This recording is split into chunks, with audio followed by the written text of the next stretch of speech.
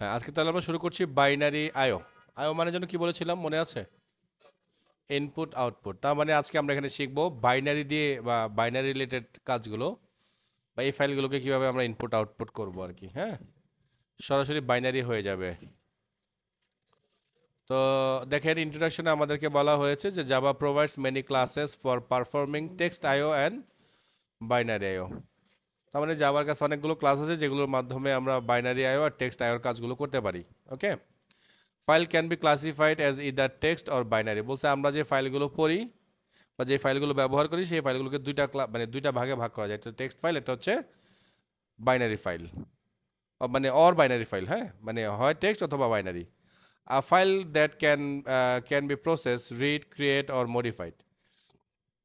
মানে একটা ফাইলকে প্রসেস করা হয়, মানে রিড, ক্রিয়েট এবং মডিফাই এই অপশনগুলো থাকে using text editor such as Notepad or Windows or vi on Unix call text file.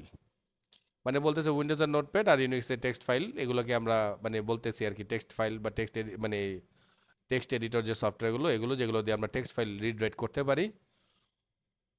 All the other file are called কি বাইনারি ফাইল। মনে থাকবে কথাটা? মানে এর বাইরে যত ফাইল আছে সবগুলোকে আমরা বলবো বাইনারি ফাইল। তাহলে প্রশ্ন হতে পারে যে আমরা যে আমাদের কম্পিউটারের মধ্যে যে ইমেজগুলো রাখি বা ভিডিওগুলো রাখি বা ধরেন এই যে গান, অডিও গানগুলো আমরা রাখি, এগুলো কি বাইনারি ফাইল? ধরেন এই প্রশ্নটা আমি করলে আপনাদের অ্যান্সার কি হবে? হ্যাঁ, সে মানে কি শিওর আপনারা যে এটা বাইনারি ফাইল? হ্যাঁ, ওকে ফাইন, 100% বাইনারি ফাইল। আমি আপনাদেরকে যখন একদম প্রথম দিকে কম্পিউটার বেসিক তথ্য দিয়েছিলাম তখন কিন্তু আমি বলেছিলাম যে আমাদের কম্পিউটারের মধ্যে আমরা যাই স্টোর করে রাখবো সবগুলোই বাইনারি মোডে চলে আসবে। ক্লিয়ার? তার মানে এগুলো binary file 100%। So you can not read binary file using text editor. বলছে বাইনারি ফাইলগুলো আমরা চাইলে টেক্সট এডিটর ব্যবহার করে পড়তে পারবো না। মানে বাইনারি লেখা আছে কিন্তু টেক্সট এডিটর এটা পড়তে পারবে না। They are designed to be read by programs. বলছে বাইনারি বাইনারি যে ফাইলগুলো আছে এগুলোকে বানানো হয়েছে এরকমভাবে যে এটাকে কোনো একটা প্রোগ্রাম দিয়ে পড়া যাবে। তাহলে এখন বলতে পারেন যে আমরা যখন একটা ইমেজ আমাদের কম্পিউটারে আমরা দেখি, তাহলে সেই ইমেজটাকে কোনো একটা প্রোগ্রাম দিয়ে ওপেন করা হয়, সেটা কি? আল্লাহ, কাদেরকে লেখাপড়া করে দিয়েছি আমি। এই যে ছবিটা যে অন করলো, কে অন করলো? এই সফটওয়্যারটার নাম জানেন? এর নাম হচ্ছে ফটোস। মানে আগে ছিল ফটো ভিউয়ার, যখন উইন্ডোজ 10 আসছে তখন এটা নাম দিয়েছে তারা, এই যে ফটোস দেখছেন, এই যে ফটোস। তার মানে কি এই ফটোস একটা প্রোগ্রাম, যে প্রোগ্রাম এই বাইনারি ফাইলকে পড়তে পারবে। আমরা যে ভিডিও ফাইলগুলোকে রান করি তার মানে যে যে ভিডিও প্লেয়ারগুলো থাকে আমাদের কম্পিউটারের মধ্যে, তার মানে ওই ভিডিও প্লেয়ারগুলো প্রোগ্রাম। ওই প্রোগ্রামগুলো কি করে এই স্পেসিফিক ভিডিওগুলোকে রান করতে বা চালাতে পারে, বুঝতে পারে। ওকে, তো for example a Java source program are text file and can be read by text editor.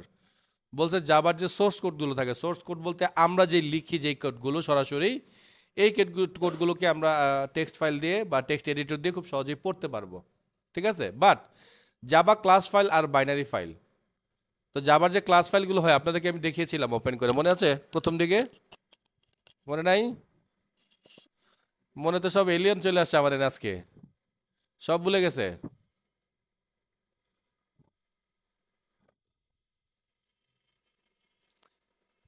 এই যে ক্লাস, এই যে কম্পিউট এরিয়া, এই ক্লাসটা যদি আমরা টেক্সট এডিটর ওপেন ওপেন করি দেখেন কেমন দেখা যায়। তার মানে এটা টেক্সট এডিটর দিয়ে পড়া পসিবল না।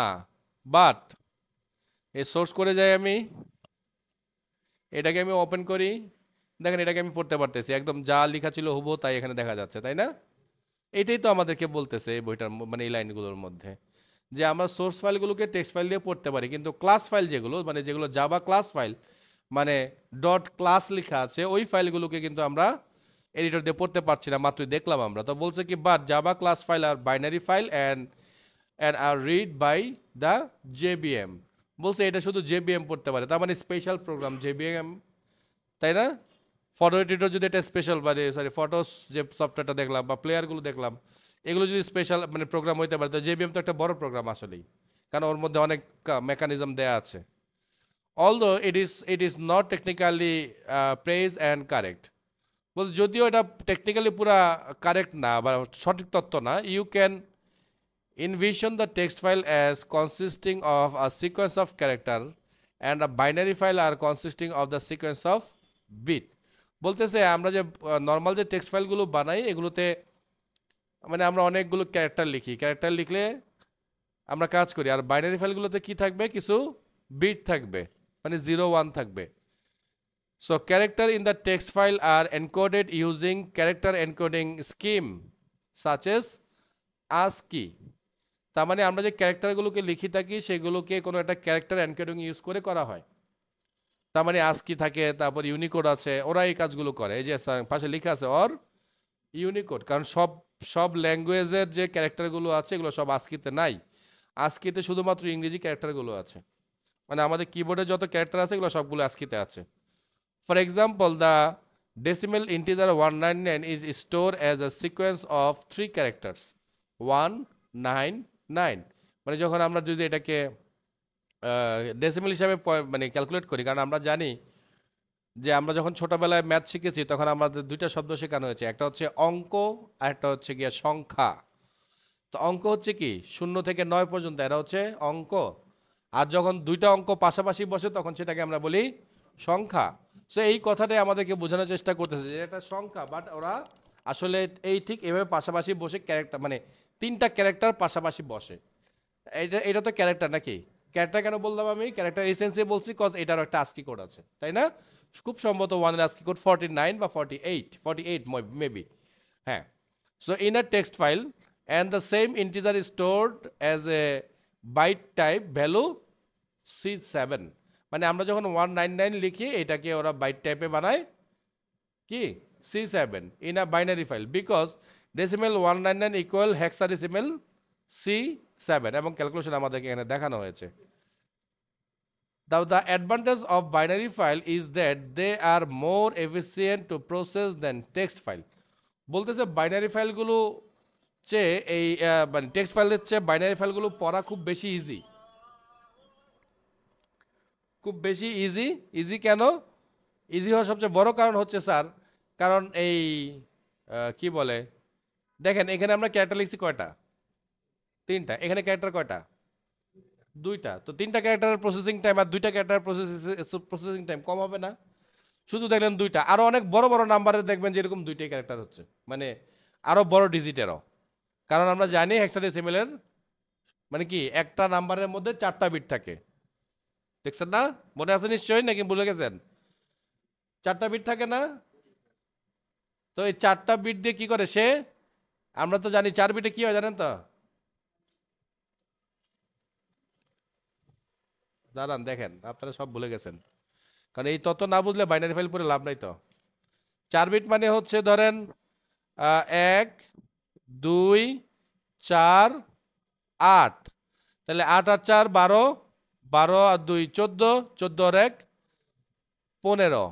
সো এই 4 বিট, প্রথম 4টা বিট দিয়ে 15 পর্যন্ত সংখ্যা বানানো যায়। তো যদি বিট হয় 8টা, কত বড় হয় বুঝতে পারতেছেন? প্রায় 255 পর্যন্ত সংখ্যা লেখা যায়। তার মানে আমরা যেখানে লিখতেছি 255, এই 255, এই 255 কেউ মাত্র 2 ক্যারেক্টার লিখতে পারবে, 2টা ক্যারেক্টার লেখা যাবে, বুঝতে পারছেন? বা আরো বড় সংখ্যাকেও 2-3 ক্যারেক্টারের মধ্যে কমপ্লিট করা যাবে। কেন? কারণ যে এক সংখ্যা মানে 4 বিট, আর আমাদের এখানে 8 বিটের সংখ্যা, তার মানে আমাদের 2টা সংখ্যায় হয়ে যাচ্ছে, কারণ 2টা সংখ্যা 4 4 8 বিট জমা করতেছে, আর এখানে নাম্বারটা 8 বিটের নাম্বার, তাইলে হয়ে যাবে। বুঝাইতে পারতেছি কি আমি হিসাবটা? কিছুই বুঝেন না, খালি মাথা লড়াইতেছেন রে। আচ্ছা, তারপর একটু পরে তো এখানে লিখা আছে জাভা অফার্স মেনি ক্লাসেস, মানে অনেকগুলো ক্লাস আছে যেগুলো দিয়ে আমরা এই কাজগুলো করতে পারবো। আমরা সরাসরি চলে আসি how is text IO handle in Java, মানে টেক্সট ইনপুট আউটপুটটা কিভাবে জাভাতে হ্যান্ডেল হয় সেটা সম্পর্কে আমরা একটু আগে জেনে নেই। তো দেখেন, so text data are read using scanner class and write using print writer class. মনে আছে নিশ্চয়ই, আমরা গত 2-1 দিন আগে যখন আমরা টেক্সট আইও নিয়ে পড়ছিলাম ওই চ্যাপ্টারে আমরা দেখেছিলাম নাকি? হ্যাঁ।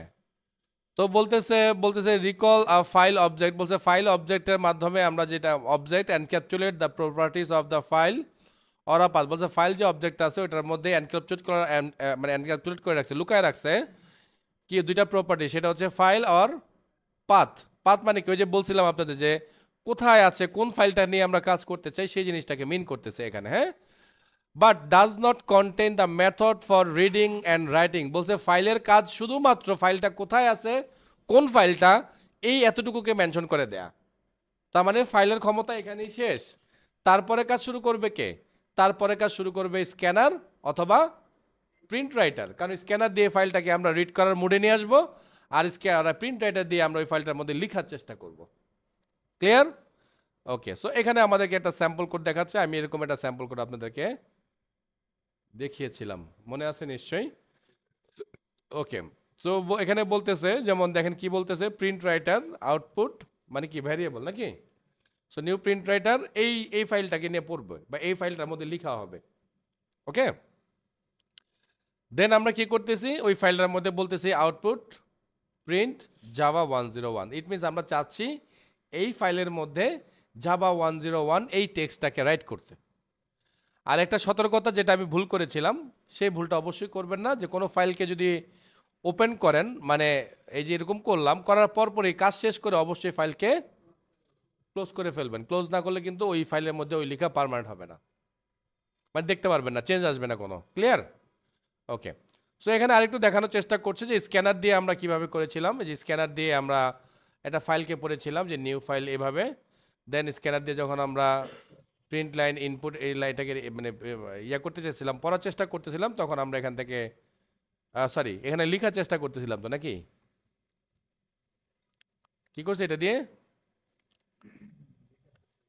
হ্যাঁ, তো দেখতে if temp TXT content Java input sorry Java 101 input next line return the Java 101, মানে আমরা এটা দিয়ে পড়বো, রিড করব ফাইলটাকে। রিড করলে কি করবে, এই যে উপরের লাইনে আমরা যেটা লিখে এসেছি স্ক্যানারের লাইন দিয়ে আমরা সেটাকে রিড করতে পারবো, পড়তে পারবো। ওকে, আচ্ছা, এই জিনিসটা আপনাদের আমার মনে হচ্ছে একটু দেখানো উচিত আপনাদের। চলেন আমরা একটা নতুন প্রজেক্ট নিচ্ছি এটার জন্য, এটার নাম দিচ্ছি টেস্ট বাইনারি IO 59।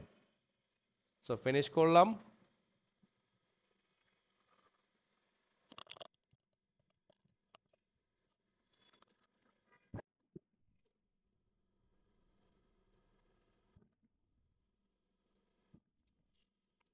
আমি মেইন ক্লাসে আপনাদেরকে এটা দেখানোর চেষ্টা করতেছি। হ্যাঁ, তো প্রথমে আমাদেরকে যে কাজটা করতে হবে, ফাইলটাকে নিয়ে কাজ করতে হবে।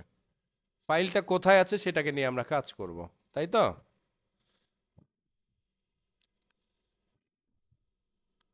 তো আমরা প্রথমে এখানে লিখছি ফাইল অবজেক্ট, মানে জাভার যে ফাইল ক্লাসটা আছে জাভা আইওতে, সেই ফাইল ক্লাসটাকে আমরা এখানে কল করলাম, এটা একটা ভ্যারিয়েবল ধরলাম ফাইল, দেন নিউ ফাইল, তাই তো?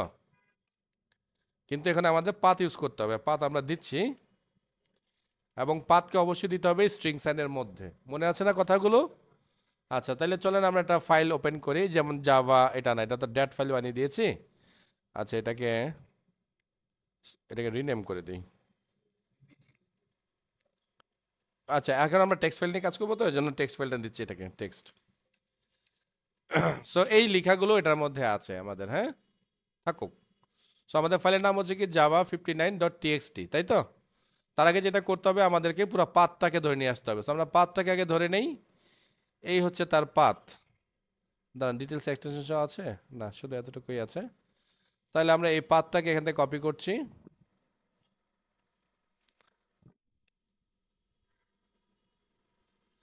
এখানে এসে আমরা এই পাথকে পেস্ট করে দিলাম, এবং আবার দুইটা ব্যাকস্ল্যাশ দিলাম, সরি ফরওয়ার্ড স্ল্যাশ নাকি, না এটা তো ব্যাকস্ল্যাশ, সরি এটা ব্যাকস্ল্যাশ। সেটার মধ্যে আমরা কি লিখবো, java59.txt, মানে হচ্ছে আমরা এই ফাইলটাকে পড়তে চাচ্ছি, তাই তো নাকি? আচ্ছা, এবার আমরা যদি রাইট করতে চাই এই ফাইলের মধ্যে, তাহলে আমরা একটু রাইট করি। হ্যাঁ, সো রাইট করার জন্য আমাদেরকে কি ইউজ করতে হবে,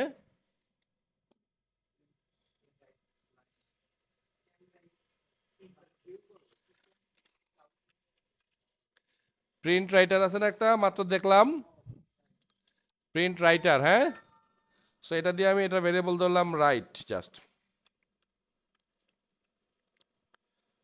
রাইট। সো এখানে কি করতে হবে আমাদেরকে, নিউ প্রিন্ট রাইট, এবং কোন ফাইলটাকে পড়বো সেই ফাইলটাকে দিয়ে দিতে হবে। সো যেহেতু আমি অলরেডি ফাইলটাকে এভাবে নিয়ে নিয়েছি, এইভাবে কাজ করতে পারবো। অথবা আপনারা যদি বলেন যে না আমরা এইভাবে কাজ করতে চাই না, এই একটা লাইন বাড়তি আমরা লিখতে চাই না, তাহলে আপনাদেরকে যেটা করতে হবে সেই অপশনটা আমি আপনাদেরকে দেখাচ্ছি। সো এখানে আমরা ফাইল না লিখে তখন আমরা ডিরেক্টলি এই কাজটুকু, মানে এই পুরো পার্টটা এখানে দিয়ে দেব। অবশ্যই নিউ থাকবে, মানে নিউ দিয়ে আমরা ফাইলের ইয়া বানাচ্ছি, ডাইরেক্ট কি বলে আপনার অবজেক্ট বানিয়ে দিচ্ছি, অবজেক্ট বানিয়ে এখানে পেস্ট করে দিচ্ছি। এখন লাল দাগের কারণ বলতে চাইতে পারেন যে স্যার লাল দাগ আসতেছে কেন? লাল দাগ আগেও ছিল, কিন্তু আপনারা খেয়াল করছিলেন লাল দাগ ছিল কেন? আমি এবার এটাকে মুছে দিচ্ছি, আবার আগের অবস্থায় নিয়ে আসতেছি। লাল দাগ আছে কেন? আছে লাল দাগ, কেউ বলতে পারবেন? বলেন বলেন।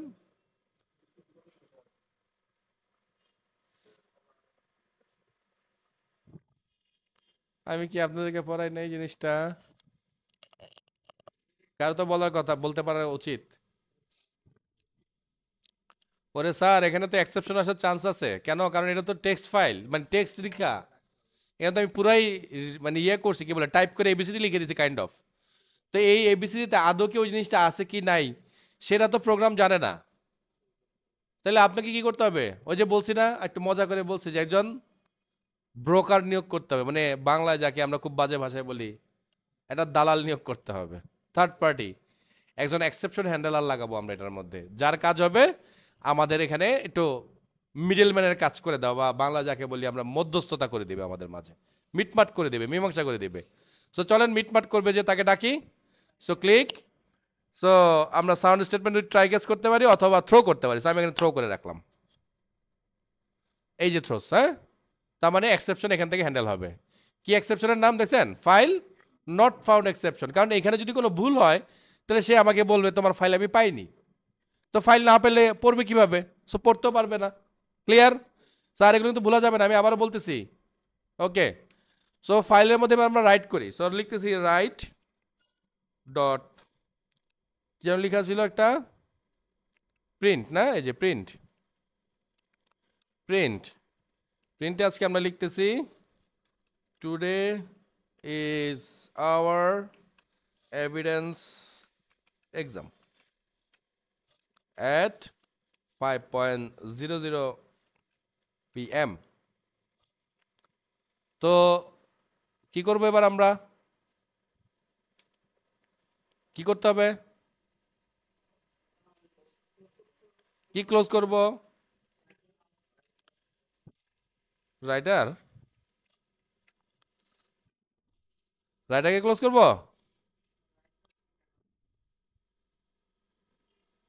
রাইটার কি ক্লোজ করে দিলাম, মানে আমরা লিখবো না। ওকে। আচ্ছা আমি আগে এতটুকু চালাই নেই। ওকে। সো বিল সাকসেসফুল, মানে প্রোগ্রাম প্রপারলি চলছে। সো দেখি কি হলো, কিছু হইলো কি না। হয়েছে? এখন আপনাদের প্রশ্ন দেওয়ার স্যার আগের লেখাগুলো তো চলে গেল। আগের লেখাগুলো চলেই যাবে, কারণ স্যার আমরা মডিফাই নিয়ে নিই, আমরা ডাইরেক্ট রাইট পারমিশন নিয়ে নিয়েছি। রাইট পারমিশন মানে হচ্ছে আগে যা থাকবে সব জিরো, নতুন লেখা আসবে। আর যদি আমি মডিফাই নিতাম তাহলে কি হতো? আগের লেখাটাও থাকতো, আমার নতুন লেখাটাও তার সাথে অ্যাড হয়ে যেত। ওকে। এই হচ্ছে তার অবস্থা। যাই হোক, আমাদের লেখা আমরা লিখতে পেরেছি প্রপারলি। এবার আমাদের কাজ হবে কি? এবার কাজ হবে আমরা প্রোগ্রাম দিয়ে এই লেখাটাকে পড়তে চাচ্ছি। সো প্রোগ্রাম দিয়ে যদি এই জিনিসটাকে আমরা পড়তে চাই তাহলে আমাদেরকে ইউজ করতে হবে কাকে? স্ক্যানারকে। তো স্ক্যানার,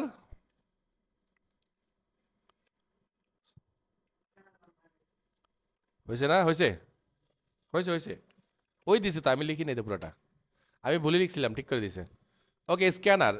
কিন্তু স্ক্যানারে এবার আমরা পড়বো কাকে? ওই যে ফাইলকে পড়বো, এই জন্য আমি ফাইল লিখলাম। এবার আর সিস্টেম ডট ইনপুট লিখি নাই কেন? কারণ আমরা সিস্টেম থেকে নিতে চাচ্ছি না। ওকে। তাহলে এবার কাজ কি? অ্যাস আউট করে দাও নাকি? অ্যাস আউট করতেছি আমরা কাকে তাহলে?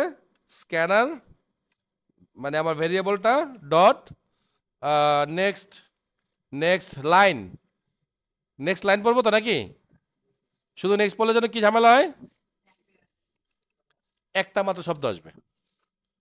তো যদি পুরাটার মধ্যে কোনো স্পেস না থাকে তো পুরো বাক্যটা একটা শব্দ হয়ে যাবে প্রোগ্রাম অনুযায়ী, নাকি বলেন? কোনটা? হ্যাজ নেক্সটের কাজ হচ্ছে এরপরে কিছু আছে কিনা চেক করে আমাদেরকে ট্রু ফল জানাবে। না না না, এই ফাইলটা কাজ করবে। আমরা যখন লাইন বাই লাইন ধরে পড়বো তখন আমরা বলবো, এক লাইন যদি পড়তে চাই এক লাইন করে করে, তখন আমরা বলবো হ্যাজ নেক্সট, সে বলবে হ্যাঁ নেক্সট আছে, তাহলে আমি বলবো যে এবার ওই লাইনটা প্রিন্ট করো। আবার লুপ ঘুরবে, বলবে হ্যাজ নেক্সট, যদি না পায় বলবে ফলস, লুপ বন্ধ হয়ে যাবে। কমান্ডের মতো না, এগুলো কিছু মেথড যেগুলো দিয়ে আসলে ফাইল পড়া হয়। লাইন বাই লাইন ফাইল পড়তে হলে এটা লাগবে আপনাকে, কারণ একটা ফাইলের মধ্যে 1000 লাইন থাকতে পারে। সো 1000 লাইনকে সে একটা একটা করে পড়বে, পড়ে পড়ে 1000 নাম্বার সময় যে সে বলবে হ্যাজ নেক্সট নো মানে ফলস। ওকে, আচ্ছা। তাহলে এবার আমরা যেটা করি, আমরা এবার আমাদের ফাইলটাকে ক্লোজ করে দিই, আমাদের কাজ শেষ। ও সরি, ফাইল তো আর ক্লোজ হবে না, সরি দুঃখিত, আমরা স্ক্যানারকে ক্লোজ করব, সরি স্ক্যানার ডট ক্লোজ। কারণ এই শুধু ফাইল এভাবে ওপেন হয়ে থাকলে কোনো সমস্যা নেই, মানে এটা তো ওপেন হচ্ছে না, ওপেন তো এদিক থেকে হচ্ছে, ও একবার ওপেন করতেছে, ও একবার ওপেন করতেছে। সো চলেন এবার আমরা রান করছি। সো দেখেন আমাদের এখানে রিড হয়ে গেছে। সো কোডটা আমি একটু দেখার জন্য অনুরোধ করছি, আপনি একটু দেখতে থাকেন। এতটুকু তো আমাদের কোড ছিল, তাই না? আচ্ছা, এবার একটু খেয়াল করেন যে আমাদের ফাইলের মধ্যে আমরা দুইটা লাইন রাইট করছি, তাই না? এখানে আমি পড়ছি, দেখাচ্ছি আপনাদের ফাইলটা ওপেন করে, দুইটা লাইন লিখেছি, এটা 4 PM, একটা 5 PM, তাই না? আচ্ছা, এবার চলেন আমরা এটাকে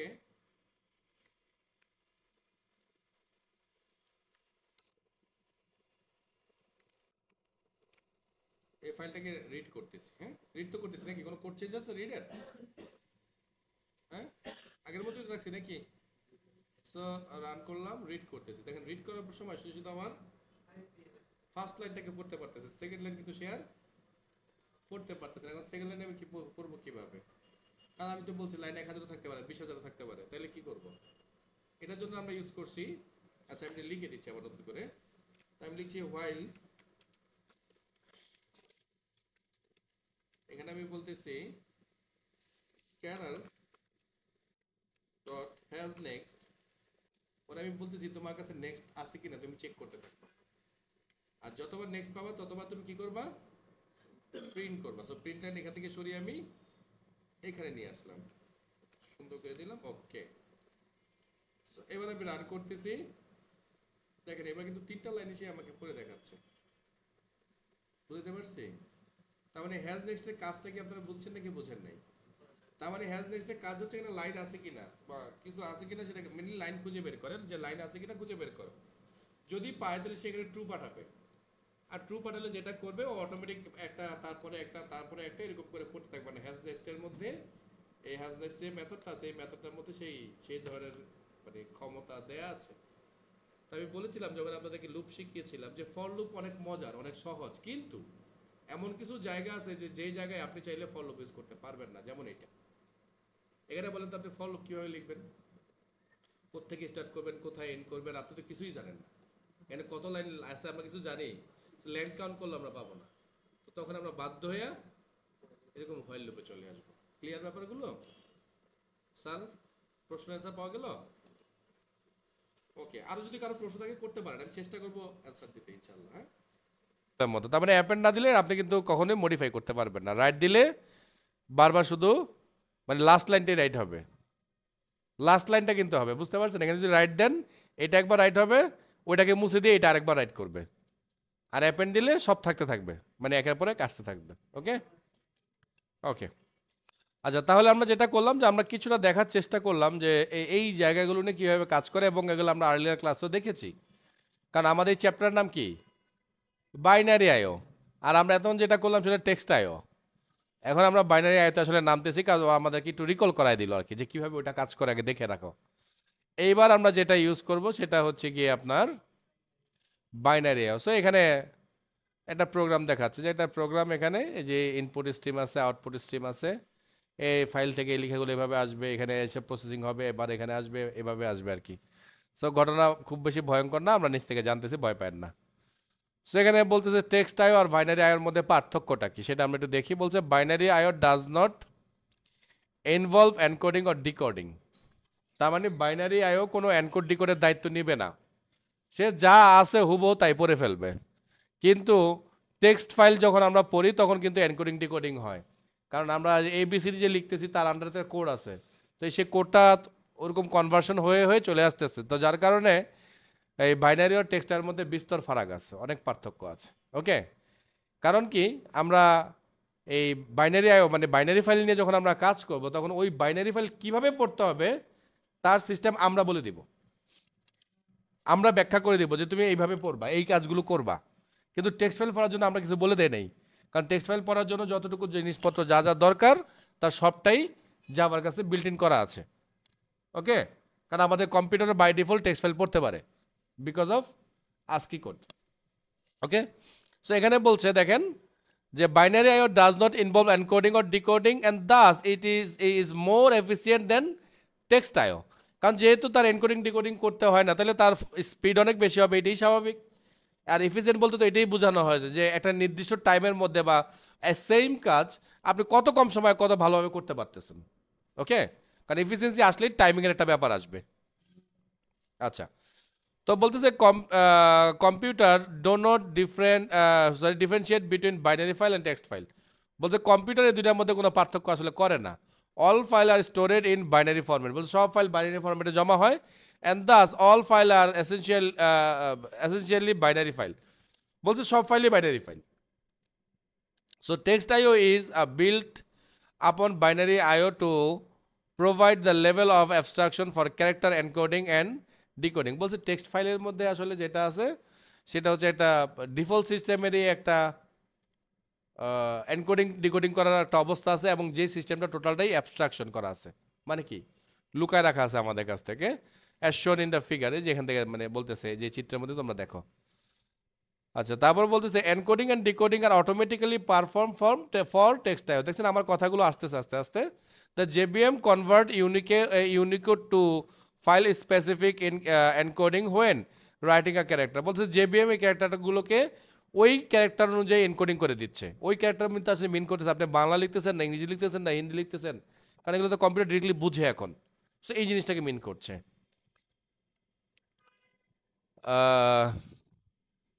হ্যাঁ, বলছে যে the JVM convert Unicode to file specific encoding when writing a character and it convert a file specific encoding Unicode when reading the character. যে রিড রাইট করার সময় এগুলোকে সে কনফার্ম করে দেয়। For example suppose you write, যে বলছে যে 199 using text IO file, each character is written in the file since the Unicode for the character 1 is এইটা, মানে 1-এর জন্য এটা লিখবে। তারপর বলতেছে the Unicode 0x3031 is converted to a code that depend on the encoding scheme for the file. Note that the prefix 0 in X denote it is a hexa number। তার মানে এটাতে মিন করা হচ্ছে যেটা হেক্সাডেসিমাল নাম্বার। তারপর বলা হচ্ছে in the United States the different encoding for text file on Windows is ASCII। বলছে ইউনাইটেড স্টেটে আবার ওরা কি করে এনকোডিং এর জন্য ইউজ করে কি ASCII কোড। আমরাও কিন্তু ASCII কোড ইউজ করি, কারণ আমরা যখন কম্পিউটার সেট আপ করি তখন আমরা কিন্তু আমাদের কিবোর্ডকে ইউনাইটেড স্টেটস বানাই দিই, তাই না? সো আমরাও কিন্তু ASCII কোড ইউজ করছি, ঠিক আছে?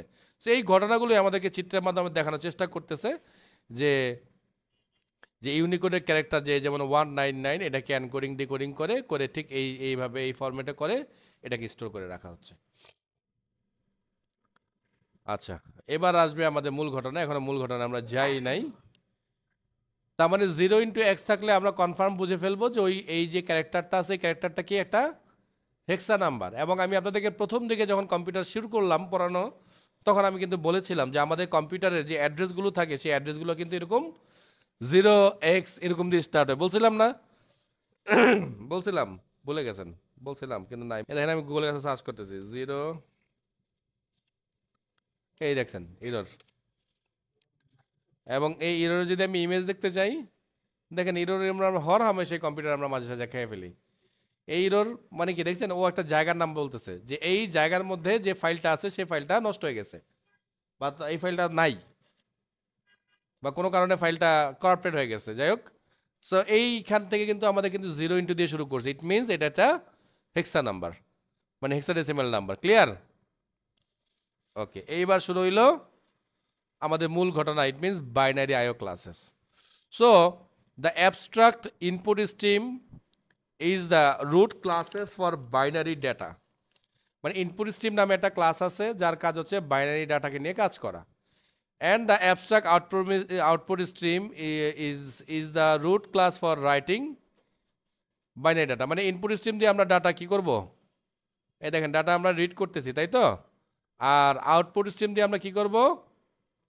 ডাটা রাইট করব।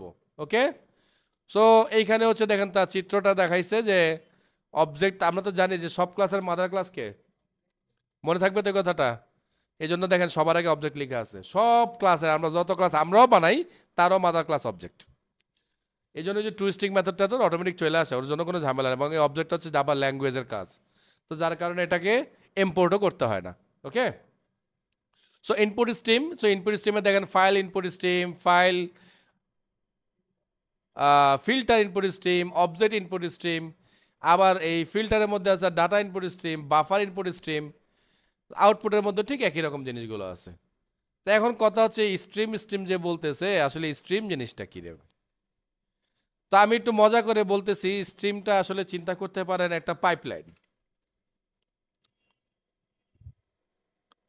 ধরেন একটা পাইপলাইন, এই পাইপলাইনের মধ্যে দিয়ে আমরা ধরেন এখানে লিখবো 1 2 3, সে এটার মধ্যে আসবে, সেটাকে এই প্রসেসিং করবে, প্রসেসিং করে আমাদের এখানে কথার কথা দিবে 0110, মানে যদি এটা ভ্যালু এটা না, জাস্ট আমি বললাম আর কি। সো ধরেন এরকম একটা ভ্যালু দেবে। সো এইখানের এই জায়গাটার মধ্যেই আসলে এই প্রসেসিংটা কমপ্লিট হয়, এর জন্য এটাকেই বলা হয় একটা স্ট্রিম। ওকে,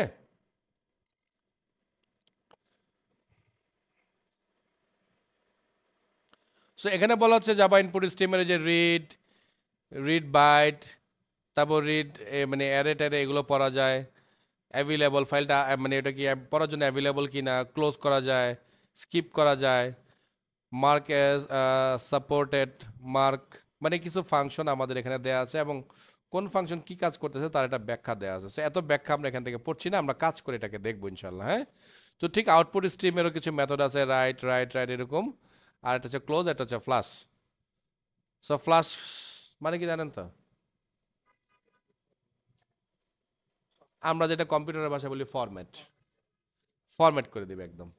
ওকে, আচ্ছা, এবার ফাইল ইনপুট আউটপুট স্ট্রিম সম্পর্কে কিছু কথা এখানে বলেছে যে ফাইল ইনপুট স্ট্রিম অথবা file output stream is a reading writing byte from to a file, মানে from a file or to a file, মানে আমরা বাইনারি ফাইল পড়বো এবং লিখবো by using file input output stream. Okay, all the method in this classes are inherited from input stream আর output stream. তার মানে তাদের মাদার ক্লাস হচ্ছে ইনপুট স্ট্রিম আর আউটপুট স্ট্রিম, তাদের আন্ডারে চাইল্ড হচ্ছে ফাইল ইনপুট স্ট্রিম, নাকি? এই যে একটু আগে কিন্তু তাই দেখে আসছি কিনা দেখেন তো, এই যে ইনপুট স্ট্রিম, এই যে আউটপুট স্ট্রিম, তাদের আন্ডারে চাইল্ড হচ্ছে কি? এই যে ফাইল ইনপুট স্ট্রিম। পেয়েছি নাকি পাইনি? ওকে, তো এই কথাটি কিন্তু ওখানে আমরা বলতেছে ব্যাখ্যা করে, এখানে বলতেছে। তো আমরা সরাসরি এই যে আবার আর আমাদেরকে ক্লাসগুলো দেখাচ্ছে আর কি, মানে কার আন্ডারে কি কি আছে না আছে এই জিনিসগুলো আমাদেরকে এখানে দেখানোর চেষ্টা করতেছে। তো সরাসরি চলেন আমরা যেটা করি, আমরা একটু কোড লেখার চেষ্টা করি। হ্যাঁ, এই যে সেই কোড। ওকে, তাহলে আমরা একটু কোডে চলে যাই। আমি যেটা করব, আমি আরও একটা ক্লাস নিব এবং এই ক্লাসটাকে ইচ্ছা করে আমি মেন ক্লাস বানাই দেবো যেন আপনাদের এক জায়গা থেকে পেতে পারেন। সো আমি রাইট ক্লিক করে একটা নতুন জাভা ক্লাস নিচ্ছি, এটার নাম দিচ্ছি আমরা কি দিব যেন, রিড রাইট বাইনারি। ওকে, এটার নাম এটা দিলাম, আর এটা দিলাম বাইনারি।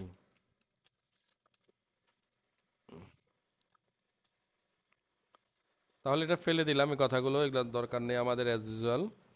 আর এটার মধ্যে বাড়তি হিসাবে আমরা কি নিব, একটা পাবলিক ক্লাস নিয়ে নিলাম, মানে সরি মেইন মেথড নিয়ে নিলাম। হ্যাঁ, তাহলে এবার আমাদের কাজ শুরু করতে হবে, তাই তো? সো কি কাজ করব দেখেন, সবার আগে কিন্তু আমাদের একটা কাজ করতে হবে আগে, যে ফাইলটাকে আমরা পড়বো সেই ফাইলটাকে আসলে এই স্ট্রিমে নিয়ে আসতে হবে। এর আগে আমরা কীভাবে কাজ করেছি, টেক্সট ফাইলকে শুধু ফাইল ইউজ করেছি, মনে আছে নিশ্চয়ই। কিন্তু আমরা যখন বাইনারি ফাইল পড়বো তখন আর ফাইল অবজেক্ট ইউজ করতে পারবো না, আমাদেরকে ফাইল অবজেক্টের বিপরীতে এখন থেকে ইউজ করতে হবে file output stream, file input stream. Clear? So output দিয়ে আমরা কি করব? আউটপুট দিয়ে আমরা রাইট করব, ইনপুট দিয়ে রিড করব। কি বলতেছি? আউটপুট দিয়ে লিখব, রাইট করব, আর ইনপুট দিয়ে পড়তে পারবো, তাই তো? মনে যেন থাকে, প্যাচ লাগাই দিবেন না। ওকে, তো তাহলে আমরা শুরু করলাম। তাহলে আমি এখানে সরাসরি ফাইল আউটপুট স্ট্রিম নিয়ে নিচ্ছি। ফাইল আউটপুট স্ট্রিম, এটাও কিন্তু জাভা আইওর, হ্যাঁ। সো এই জাভা আইও থেকে আউটপুট স্ট্রিম নিলাম, আমি দিলাম FOS, মানে file output stream. So new file output stream. এবার আমাকে দিতে হবে ফাইল। সো ফাইল কই? চলেন ফাইলের জায়গা রেডি করে আসি, তার আগে আমরা জায়গাটাকে এরকম করে রাখলাম। তো এটা ফাইল বানাচ্ছি আমরা, যেটাকে আমরা বানাবো বাইনারি ফাইল। সো এটাকে কপি করে এখানে পেস্ট করে দিচ্ছি, করে দিয়ে এটাকে আমরা বাইনারি ফাইল বানাবো। তো আমি বলেছিলাম ওই ক্লাসে যে বাইনারি ফাইলের যে এক্সটেনশনটা সেটা হয় DAT। সো DAT দিয়ে দিলাম, এটা বাইনারি ফাইল হয়ে গেল। এখন বলতে পারেন স্যার এর মধ্যে তো এই হাবিজাবি লেখা আছে। আচ্ছা থাকুক হাবিজাবি লেখা আপাতত একটু। ওকে, তো আমরা এবার যেটা করব, আমরা এটাতে রাইট করার চেষ্টা করব, হ্যাঁ। তো আগে এরর সলভ করতে, দেখছেন ঘটনা কি করলাম। আচ্ছা পাইছি, আমরা আগের কাছ থেকে ফাইল ইয়ার নিয়ে নেই। হ্যাঁ এই পাতেই থাকবে স্যার, শুধু নাম চেঞ্জ হবে। নামও চেঞ্জ হবে, কি শুধু ডেট, টেক্সট মুছে যাবে। তো এরর সলভ করে নেই মানে কি, ওই যে হ্যান্ডেলার লাগাইতে হবে একটা, সো আমরা একটা হ্যান্ডেলার দিয়ে দিলাম। ওকে, সো এবার আমরা যেটা করব, আমি একটু লিখলাম ফর, সল লিখে দিলাম কেন, ফর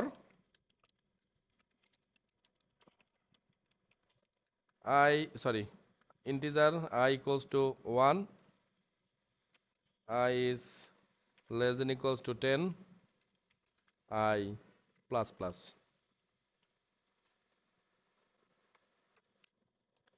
আর এখানে আমরা লিখব FOS ডট রাইট I, দেখি কি বলে।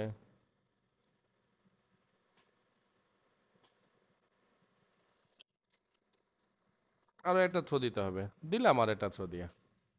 এটা হচ্ছে ফাইল নট ফাউন্ড এক্সেপশন, এটা হচ্ছে আইও এক্সেপশন। আইও এক্সেপশন বলতে ধরেন আমি বাইনারি ফাইলের মধ্যে যে মানে এলোমেলো কিছু দিতে চাই, ধরেন যেটা বাইনারি ফাইল সাপোর্ট করে এরকম কিছু যদি লিখতে চাই, তখন সে আমাকে এখান থেকে সতর্কবার্তা পাঠাবে।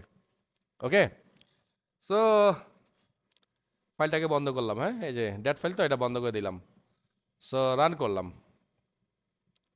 Wow build successful. চলেন এবার ফাইলটাকে ওপেন করি, দেখি কি কি হইল। ওয়াও কত সুন্দর জিনিসপত্র হয়েছে, দেখছেন? মানে এখানে 1 থেকে 10 পর্যন্ত লেখার কথা ছিল, কিন্তু সেগুলো লিখে দিস, কিন্তু আসলে এখানে 1 থেকে 10 আছে, বুঝতে পারছেন? বিশ্বাস হয় না? 1 থেকে 10 পর্যন্ত লিখতে চাইছি, এই দেখেন এই লুপ তো তাই বলে নাকি? এই লুপের কাজ কি? 1 থেকে 10 পর্যন্ত গুনবে, আর আমি বারবার 1 থেকে 10 পর্যন্ত রাইট করার চেষ্টা করছি, কিন্তু সে রাইট করছে, করে এমন ভাষা দিছে যে ভাষা আমি বুঝি না। তার মানে যেটা আমরা চেয়েছিলাম যে ও বাইনারিতে করবে, বাইনারিতে করে দিয়েছে। ক্লিয়ার? হ্যাঁ হ্যাঁ, এটাকে ক্লোজ করতে হবে, কাজ শেষ করে ক্লোজ করে দেবো আমরা। আচ্ছা ক্লোজ করতে চাচ্ছেন তো নাকি? আচ্ছা চলেন ক্লোজ করি। হ্যাঁ হ্যাঁ হ্যাঁ, না বাইরের জন্য দরকার নেই, তাও আমি ক্লোজ করলাম। নেন, আমরা আবার ফাইলটাকে বন্ধ করছি, আবার রান করছি। ডিবাগ করে দিলাম কেন? সো রান, আবার ওপেন করছি, সেম। আচ্ছা আমরা একটু চেঞ্জ করি, আমরা একটা কাজ করি, এটাকে একটু বাড়িয়ে দিই, দেখি চেঞ্জ হয় কি না, তাই না? বোঝার দরকার আছে তো কাজ করতেছে কিনা, কারণ বাইনারি এক তো বুঝতেছি না, তার মধ্যে যদি আবার অন্য কোনো গোলমাল থাকে। না, কাজ করতেছে। এই ভাষা আপনারা আমার বোঝার দরকার নাই স্যার। ওকে, তো বোঝা গেল, আমরা বাইনারি ফাইল লিখতে পারলাম যে। ওকে, যাই দিছে বলেন, আপনি যেটা লিখছেন সেটা দেখা যায় কিনা, মানে আমরা যেটা লিখেছি অ্যাকুরেটলি সেই জিনিসটা আছে এখানে, মানে আপনি পড়তে পারতেছেন কিনা? পড়া যাবে না, হ্যাঁ এটাই তো বাইনারি ফাইলের মজা। আর এই যে এবিসিডি লিখছে ওটা কিন্তু হেক্সাডেসিমাল নাম্বার লিখছে, ভয় পায় না কিন্তু, কারণ এফ পর্যন্ত লেখা যায় হেক্সাডেসিমাল নাম্বারে, তাই তো জানেন তো, 0 থেকে শুরু করে এফ পর্যন্ত। হ্যাঁ, ওকে ফাইন। সো এবার আমরা আবার একটু বইতে ফেরত যাই। সো আমরা দেখলাম যে কিভাবে আমরা রাইট করতে পারি নাকি। সেখানে ট্রাইকেস দিয়েছে, আমি ট্রাইকেস না দিয়ে আমি যেটা করেছি কি করেছি জানো, আমি থ্রো করে দিয়েছি। এবার আমরা যেটা করব, আমরা রিড করব নাকি। তো আমরা ফাইল ইনপুট স্ট্রিম নিচ্ছি এবার, তাহলে ফর শেষ ক্লোজ এখানে। সো এবার নিলাম আমরা file, sorry, input stream, input stream space new input stream, এখানে ফাইল যাবে না, এখানে আমরা দিব কাকে, আচ্ছা ফাইল অবজেক্টটা নিয়ে নিলে ভালো হতো, এই বারবার লিখতে হতো না। বুঝতে পারছেন কি বলছি আমি নাকি বুঝেন? দেখেন একটু দেখাই দেই।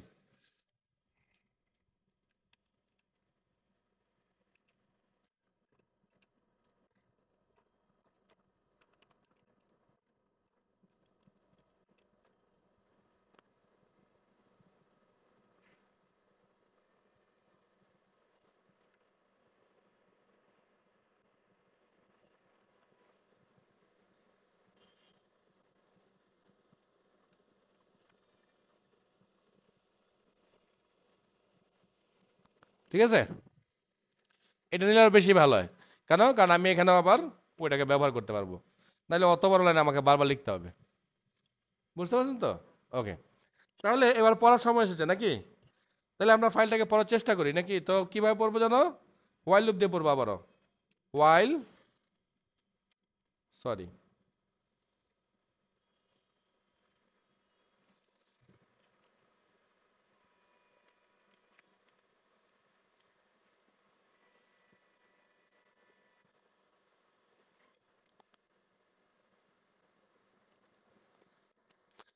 কি কি মেথড আছে দেখি।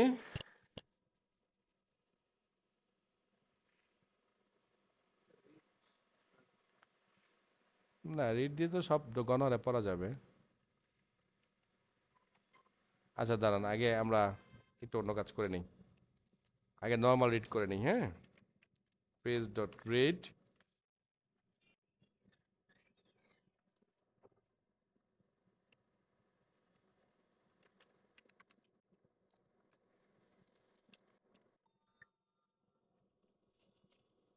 আবার কি করছি দেখছেন অবস্থা। ওকে, সো রান, রিড করছে মাত্র 1, মানে কি কি করছে বলেন, মাত্র একটা করে সে রিড করছে, তাহলে কিছু করার দরকার কেন কি। হোয়াইল কি যেন ছিল আমাদের ইয়াটা কথাটা, page dot read not equals to -1, -1 বলতে শেষ লাইনকে মিন করতেছে। তাহলে আমরা এই লাইনটাকে এবার এখানে দিয়ে দিচ্ছি, এবার দেখি কি বলে। ইয়েস, কাজ করেছে দেখছেন, কিন্তু 2 থেকে আসলো কেন।